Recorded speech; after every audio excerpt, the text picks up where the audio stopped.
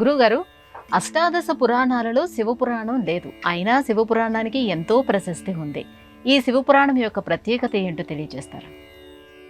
ఆద్యంత మంగళం, అజాత అసమాన భావం, ఆర్యం తమీశం ఆత్మదేవం, పంచాననం ప్రబల పంచ వినోదశీలం సంభవామి మనసి శంకరం అంబికేశం అని శివపురాణంలో మొట్టమొదటి శ్లోకంతో ప్రారంభిస్తాడు వ్యాసుడు.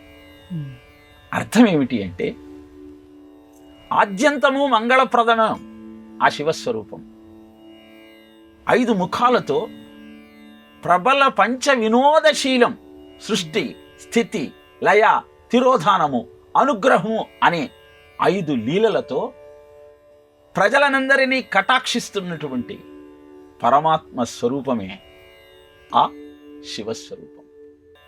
సముద్రంలో ఉన్న నీరంతా సిరగా చేసి, భూమండలాన్నంతా కాగితంలా మార్చి, కల్పవృక్షాన్ని కలంగా చేసుకొని, సాక్షాత్తు సరస్వతీదేవియే ఆ శివతత్వం గురించి రాయాలని కూర్చొని నా వల్ల కాదు అని విరమించుకుందిట. అలాంటి అద్భుతమైన శివతత్వాన్ని కూలంకషంగా మనకు వివరించిన అద్భుతమైన వాంగ్మయము శివపురాణం. దీనిలో విద్యేశ్వర సంహిత, రుద్ర సంహిత, శతరుద్ర సంహిత, కోటి రుద్ర సంహిత, ఉమా సంహిత, కైలాస సంహిత, వాయవీయ సంహిత, ఇలా 7 సంహితలు 24,000 శ్లోకాలు ఉంటాయి. నిజానికి 12 సంహితలతో 1,00,000 శ్లోకాలతో ఈ శివపురాణాన్ని మనకు అందజేస్తే, కలియుగంలో ప్రజలు అంత వాంగ్మయాన్ని అర్థం చేసుకునే స్థితిలో లేరని తలంచినటువంటి వ్యాసుడు దాన్ని 7 సంహితలుగా 24,000 శ్లోకాలుగా మనకు అందించాడు.